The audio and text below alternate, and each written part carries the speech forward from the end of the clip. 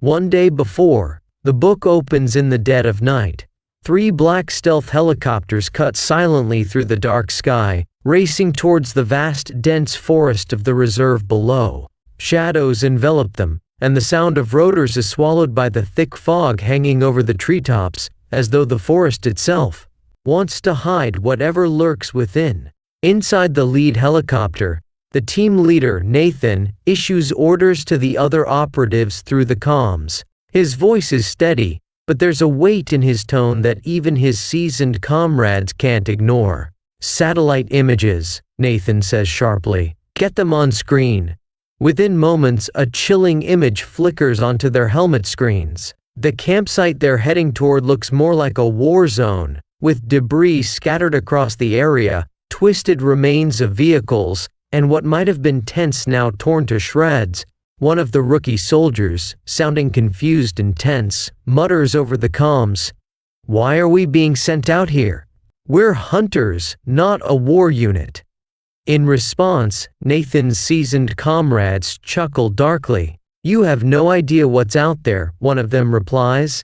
"If it's what we think it is, well, we're here to assess the threat and determine if anyone's left alive. Nothing more." Nathan breaks in, voice cutting through the chatter like a blade. "Our objectives, gentlemen: rescue, assess, hunt." The team responds in unison, their voices firm. "Rescue, assess, hunt." The same rookie chimes in, sounding uneasy. "What exactly are we here to find? Haven't we seen enough evidence of what they can do?" Nathan's voice snaps through the comms, sharper this time. "If it's what we think it is, you'll be lucky to get out of here alive. Do your job, aspirant."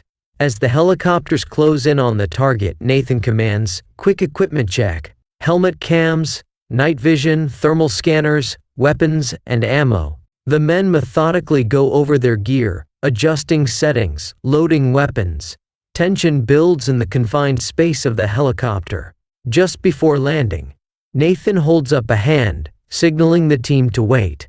"No one goes down until we've deployed Mesos." At Nathan's command, the other 2 helicopters release small spherical devices, magnetic zonar orbs. The spheres disperse over the area, emitting faint green beams that cross and bounce, forming an intricate net of sensor lines stretching across the landscape below. Satisfied with the readout on his wrist display, Nathan nods. "All right, let's do this." He hooks up his line and descends swiftly, landing with a solid thud on the gravel path. He takes a slow, measured breath, steadying himself. His second in command, noticing, murmurs, "You're never this tense, Nathan. What is it?" Nathan glances at the blood-soaked ground, his eyes narrowing. "I know. But if it's that thing again, we're in serious trouble." They fan out, advancing in a low crouch, their thermal and night vision scanning every inch of the dark campsite. As they round the corner of an overturned car, they come face to face with a horrific scene. The campsite has been ravaged. Vehicles are clawed open, windows shattered, doors ripped off their hinges. Blood and gore are strewn across the ground, organs scattered as if whatever attacked them had reveled in the massacre. One of Nathan's closest comrades mutters, "What the hell happened here? This isn't just an attack, it's a slaughter." Nathan kneels, examining the ground. He notices 2 massive, distinct footprints, the edges of the tracks deep and precise. Without looking up, he radios Central Command. "Get a zoologist to analyze these tracks immediately." A voice crackles through the earpiece, confirming Nathan's worst fears. "Based on the prints and the brutality of this attack, we can conclude." Nathan cuts the voice off, grim. "I already know." He looks up at his comrades. "We need to get out of here and call for reinforcements. The entire reserve needs to be locked down. We have to retrieve every body here before the public and the press catch wind of this." Turning to his arm display, Nathan types in a quick command, "Stealth extraction ASAP." Just as the call goes through, an earth-shattering roar echoes from the forest depths, and every man's blood runs cold. "Evacuate now!" Nathan shouts into the comms. The soldiers dash to the clearing where the helicopters hover a few feet above the ground.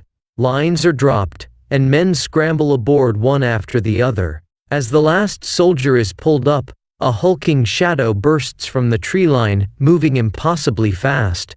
"Get us up now!" Nathan yells and fires his weapon, silver bullets slicing through the night and striking the creature.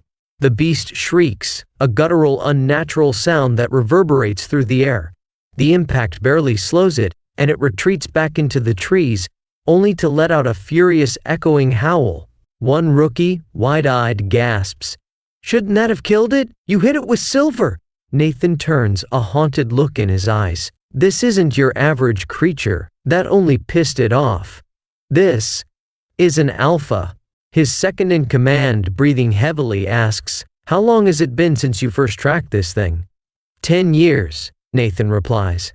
"Our unit's been hunting this beast since 1767, and I've been hunting it for a decade."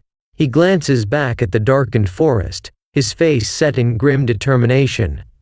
"We're up against the only one of its kind. It's smarter, faster, and deadlier than anything you've ever faced." A chilling silence falls over the cabin as the helicopters pull away, the reserve fading into the mist. Nathan whispers, almost to himself, "We have a problem, and we know what we have to do."